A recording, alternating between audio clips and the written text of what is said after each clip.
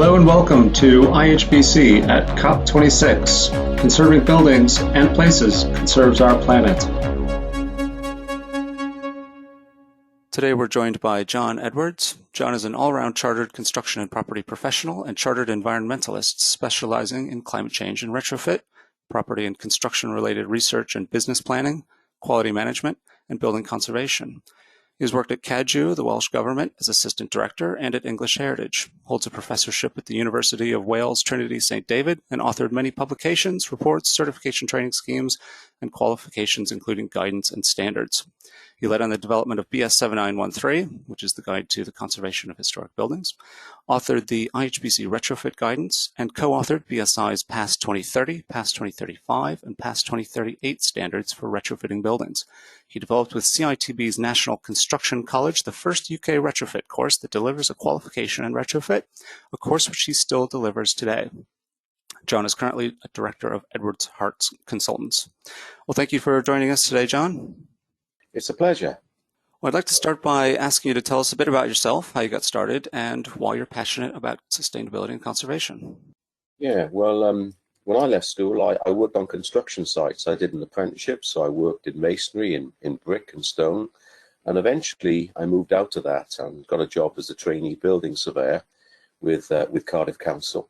And I was put into what we called an advisory section, which focused on the problems other people either couldn't or didn't have time to research properly. And I soon realized that that this was an excellent grounding because it was about building pathology.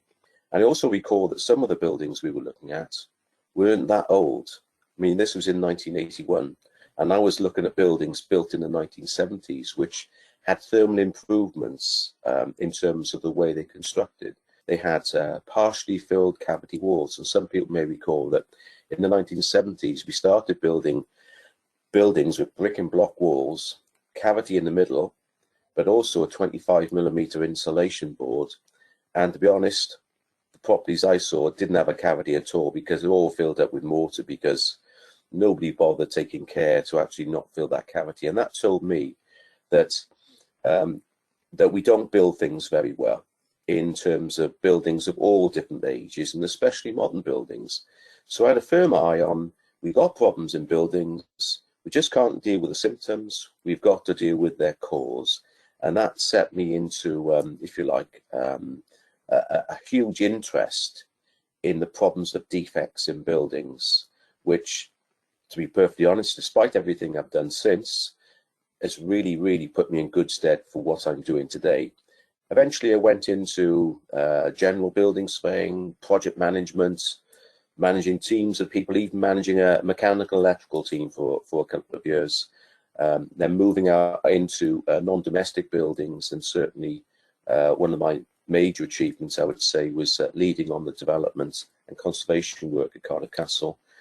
And then eventually moving into mainstream consultancy with quite a big practice, and then on to English Heritage, which I will say is the best place I've ever worked. And I tell that to everybody because it is.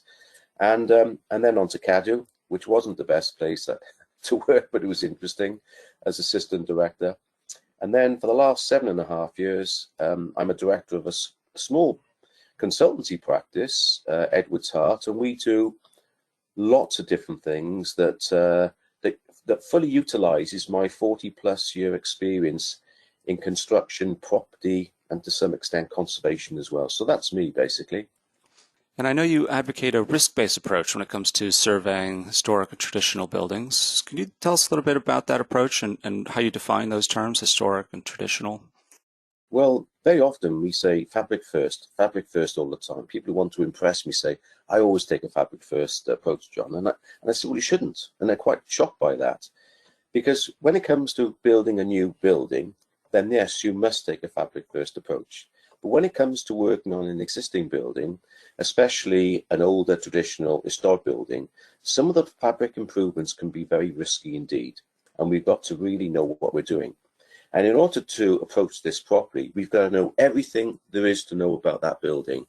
And we've got to be able to look at all the risks in everything that we are doing.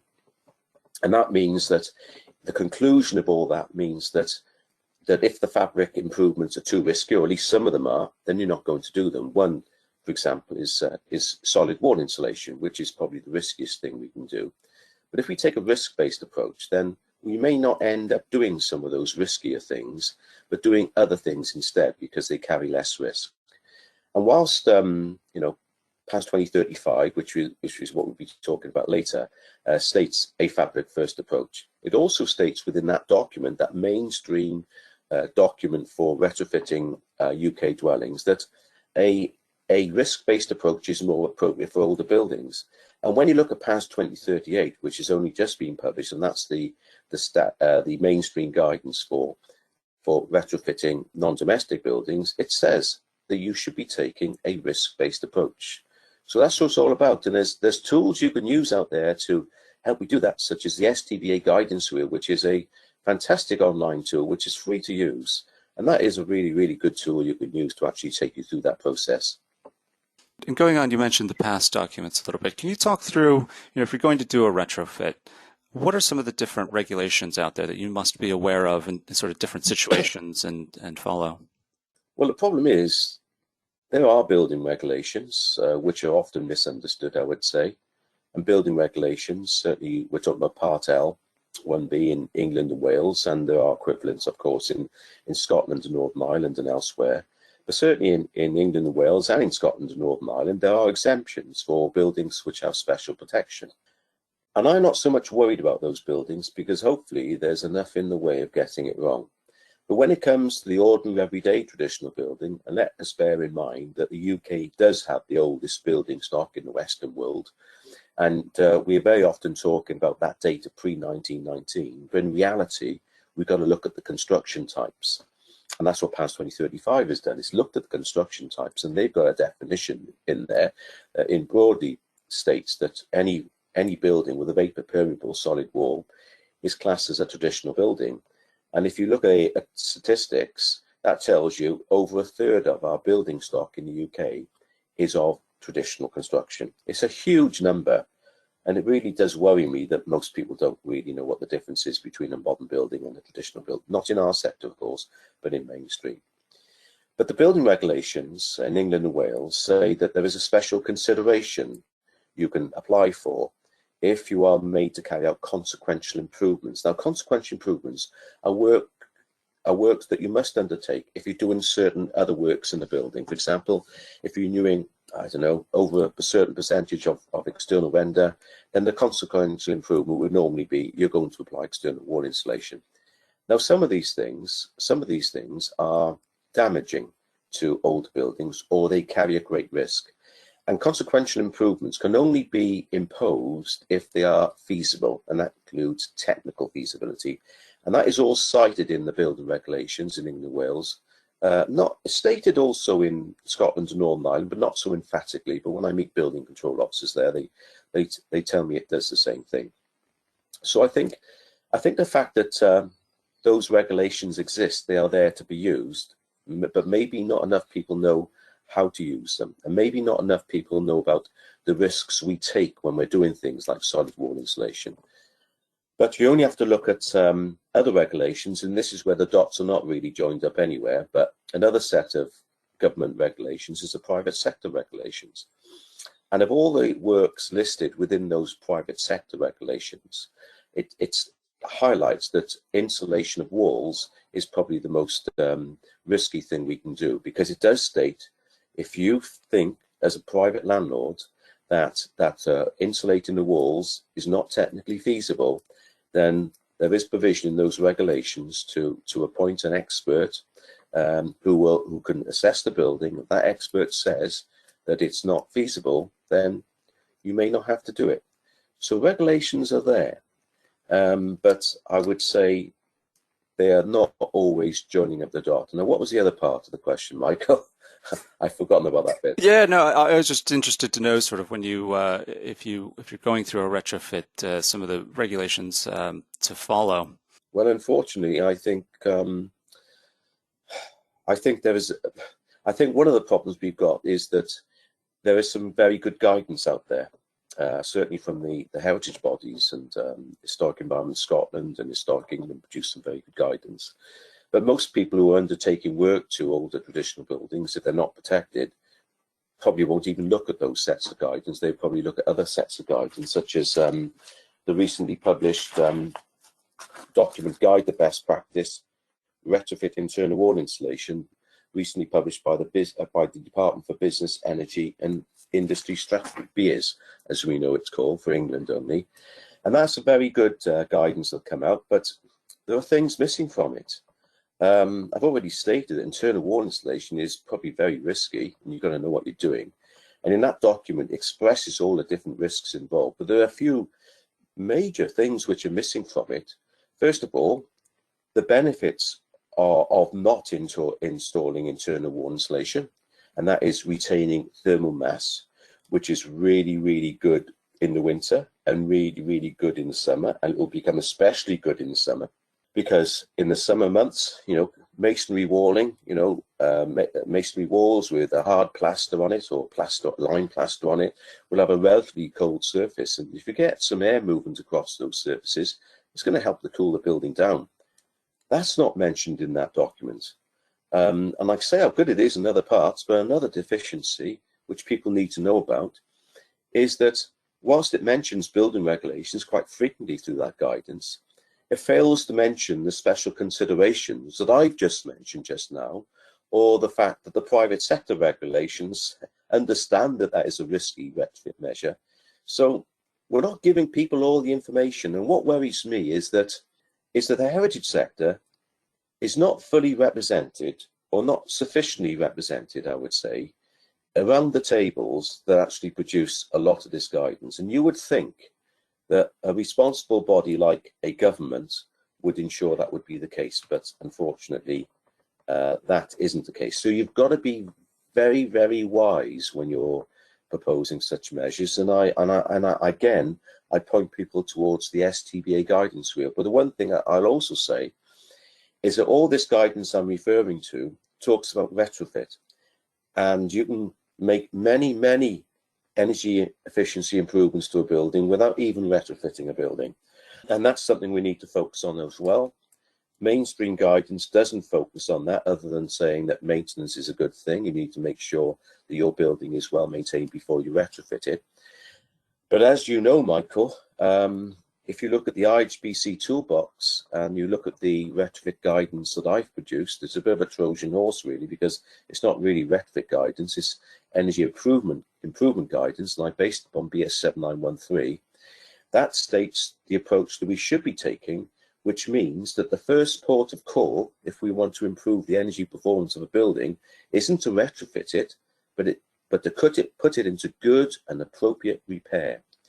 Bearing in mind, as BS 7913 states, damp building fabric can be over a third less energy efficient than building fabric with a normal amount of moisture within it. You can look at research done by Glasgow Caledonian University on window research, which was published many years ago. And if you look at that very carefully, it will indicate that in the examples that they show, that just by repairing a window, we're improving its energy performance by 15%. We don't focus enough on those particular issues. We may do so in the heritage sector, but not enough. But it's seldom focused on in mainstream. And as I've said before, it's mainstream that are doing most of the work. Do you think there's an issue around some of the repairs, some of the use of traditional materials, and having difficulty getting things like product guarantees, which lead into difficulty financing insurance, those types of things? I think there is, and I think recently I've been commenting upon in the consultation over ECO4, the Energy Company Obligation Scheme, which means that the energy suppliers are paying for the energy efficiency improvement works for properties which are principally occupied by families in fuel poverty. Now, in order to work to ECO, then you've got to follow back past 2035, and past 2035, although I may criticize a little bit, it takes us into a much better place than where we were before past 2035, because it indicates using the right sort of materials for the right sort of building, etc. But when ECO doesn't allow for products which don't have a guarantee, because some of the manufacturers are quite small scale manufacturers, then it very often means that you're using inappropriate materials, such as inappropriate insulation materials, which is very risky indeed. And in my training courses I deliver, I highlight examples that I've seen myself in my own practice at Edwards Hart, and also the research and commentaries by others in that respect. But when we're talking about eco, there's other problems as well. I mean, what they're trying to prove is fantastic. You know, you can't knock that. You know, but retrofit isn't any good unless you do it properly. Because if you don't do it properly, it's the surest way of taking risks. And when you look at Eco 4, I don't know what will come out of the wash, to be perfectly honest, but the targets for solid wall insulation, you know, huge numbers of properties are required solid wall insulation, where the target should be to analyze buildings with solid walls and see if they really do need solid wall insulation. That's what the target should be. And these days, you can use pieces of kit which only cost about £2,500 to provide you with an indication of the real performance of the solid wall, you know, in undertaking an in situ U value test, which can give you a fair degree accuracy. That's the target, to find out exactly what the performance is, and then properly assess the dwelling before you decide what measures you are going to undertake. Because people who say to me, we only do deep retrofits, I really do worry about that sort of approach, because nobody can possibly know what level of retrofit you can safely impose on a building until you have properly assessed that building. And organizations that have got thousands of properties and they know the types of dwellings they've got, fair enough, they can say that. But for anybody just doing an individual building, you know, you've got to know what the safe approach is. Buildings can only be retrofitted up to a certain level. And you mentioned the sort of quality issues there. I mean, we've had an issue with the performance gap with retrofits as well, where, you know, the actual outcomes are much inferior to sort of planned energy efficiency improvements. You know, how do you go about thinking about quality, and, you know, why is it so important, or how do we ensure that it's there? Well, the performance gap is there for a number of different reasons, and especially so where older buildings are concerned. We all know from the research undertaken by many organizations, and certainly the SPAV many years ago did a series of in situ U value tests whereby they tested on site the U values of walls in buildings, older buildings, and then they also worked out what would be, you know, what does it was BuildDesk software where they used, how a calculated method would indicate what the U value is, and they found the discrepancy was huge. I remember seeing in one piece of research on nearly 4 out of 5 occasions the U values of walls were better than any software calculated method would tell us. Now, if you are, and this is a sort of data that goes into the likes of RD, SAP, etc., into that sort of you know, software that generates EPCs and generates the recommendations for energy efficiency improvement works, and also generates the sort of improvement you're going to make. But if that software has underestimated the current energy performance of a building, then when it works out the percentage of improvement that's going to be made, then obviously it will be overestimating the improvement that's going to be made, thereby indicating a major reason why there is that performance gap between what performance we thought we were going to get and what performance we actually get. So we need to take a more sophisticated approach to understanding all buildings, but especially older buildings. And when I think of, well, okay, that's at the very beginning of the process. Let's now go down to the very end of the process at the installation stage. If retrofit isn't installed to proper quality standards, then there is a risk that it will not be installed properly. Okay, so we need to make a concerted effort to make sure that retrofit measures, especially insulation, is installed properly. Otherwise, there will be unintended consequences. There will be thermal bridging issues. There will be thermal bypass issues and the like. And it means that not only will the buildings not be performing as well as we thought they might, but also we risk problems in buildings as well. Now, in the UK construction industry, I'm not being controversial here, because, well, maybe I am, but I've been controversial on a few occasions when I state this. We take a very unsophisticated approach to the management or so-called management of construction in the construction of new buildings.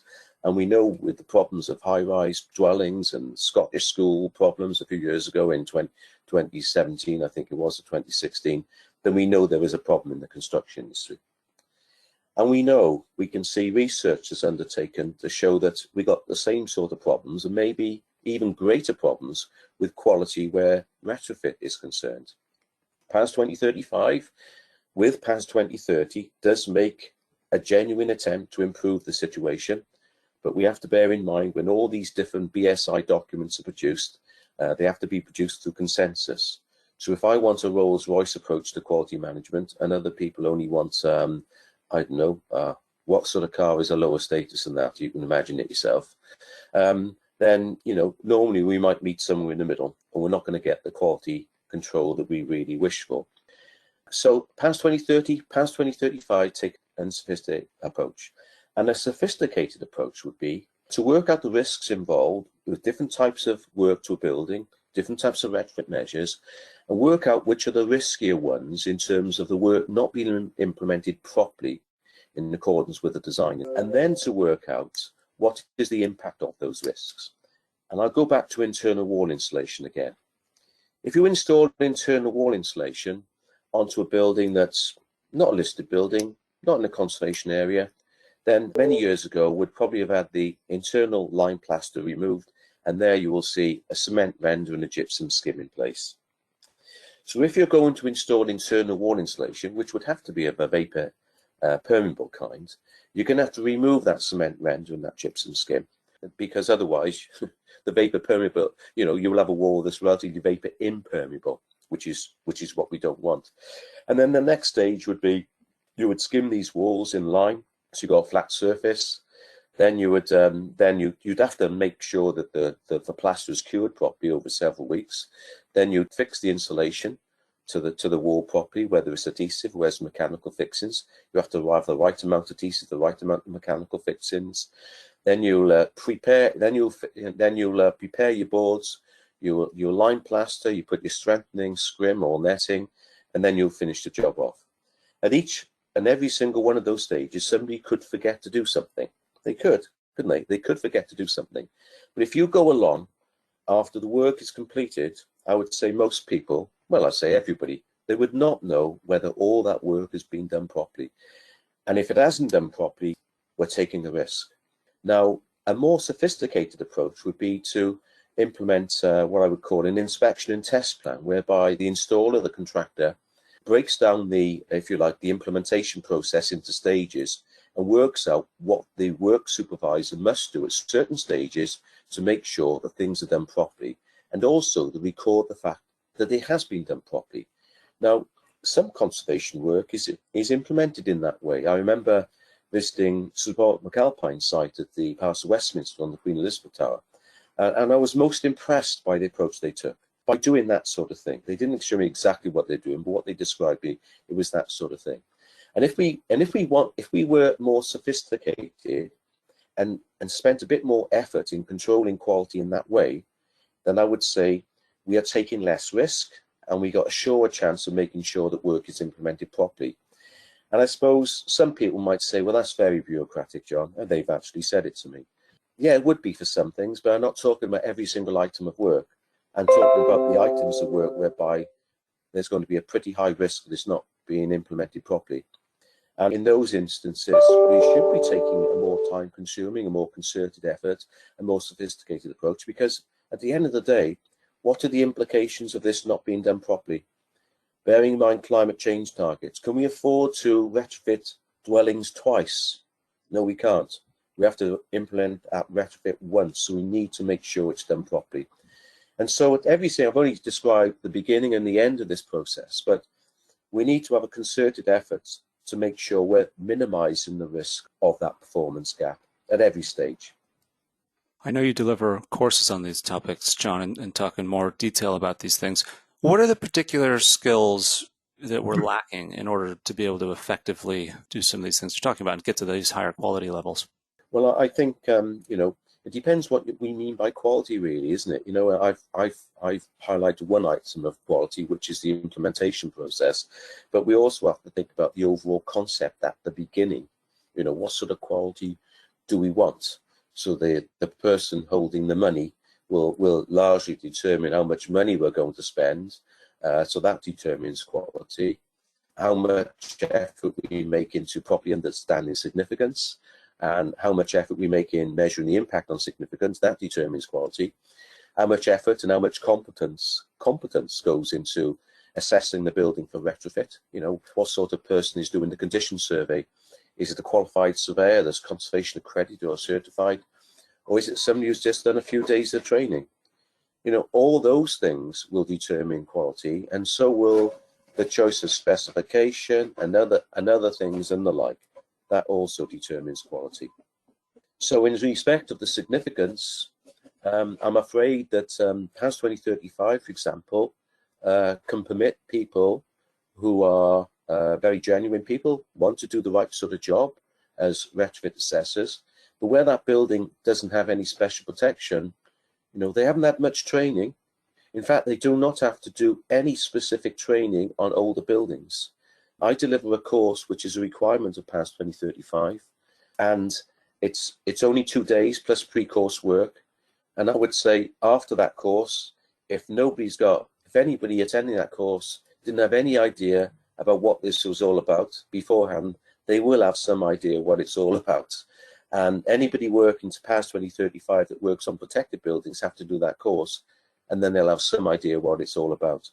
But if they are only working on unprotected traditional buildings, they still got to do a sort of significance analysis and a heritage impact assessment, but they would have had no training on that whatsoever. So there's no real, I mean, I know the Retrofit Standards Framework, BSI Retrofit Standards Framework talks about protecting and enhancing architectural heritage. I think that's the term they use. But unless you have competent people dealing with such issues, I can't see how we can guarantee that will happen. In fact, I think we are, you know, we're at grave risk of it not happening. But what I'm saying is that in one sense, I listen to people who say, well, we got to work with what the sector can provide. The retrofit sector doesn't have a great quantity of knowledge and skills where older buildings are concerned, and we'll have to slowly upskill them, slowly upgrade them. But I don't think we're going fast enough. I don't think we're going hard enough. But when I sit around that BSI table, I can't persuade enough other people around that table to listen to me. And, you know, other people are saying the same. The representatives from Historic England, Historic Environment Scotland, and CADU, they're all saying the same. But I'm afraid we've got to bring other people with us. And the reason why we are where we are is that we've had limited success in bringing people with us. All right, well, thank you very much for joining us today, John. I'd like to wrap up by asking you, in your estimation, what does the future look like, or what should it look like in terms of sustainability and conservation of the built environment? Well, I think we need to ensure that the guidance I've been referring to doesn't just focus on retrofit. There needs to be an acknowledgement, maintenance and repair. Think about Monument Watch pronounced exactly that way in the Netherlands. What a great concept to have a process and a scheme, buildings in good repair, so they last as long as possible. You know, that do not need major repair that will take energy and carbon to rectify. So that's the sort of approach we should be taking. And at the moment, in terms of mainstream, every time I bring that sort of thing up, the answer I get is always the same. That's out of scope, and it shouldn't be. And that's the one thing I worry about. But I would also say this, that the Welsh Government have got this concept optimised retrofit. And I'm a partner in one of the trial schemes. There's 6 of them altogether, I believe. Optimisation means you're making the most of what you've got. So optimized retrofit has been looking at the fact that by 2050, the grid would have been totally decarbonised. A great, you know, if we have made any progress in the UK in terms of decarbonisation, it's in the generation of electricity. And if that continues, then by 2050 or even before, we will not be producing any carbon in the generation of electricity. So the optimized retrofit approach figures that into it, together with intelligent energy management systems in buildings, and therefore, hopefully, will stay away from some of the risky things that we are attempting to do to buildings, such as solid wall insulation. Now, if we do that properly, and we do that everywhere, then the future may not be so bad. But the way we're going at the moment, I think we're taking a few risks. And I really do worry that not just me, but people like me and people who work in heritage bodies are just not listened to. We're not taken seriously enough. We are taken seriously by some people, of course we are. And the fact we have got a seat around, you know, I'm on the BSI Retrofit Standards Task Group, and I've got a seat around, you know, developing these standards. But I'm one of a voice of about 50 odd people, or even more. And there's relatively few of us who have the same voice as me. But when you consider a third of our building stock is traditionally built, well, people might disagree, but I would say, shouldn't we have a bigger representation? And shouldn't our voice be louder, considering that we are the experts in older buildings? I don't know whether that gives a particularly good answer to the future. I am, by nature, an optimistic person, but where climate change is concerned, I'm not so optimistic.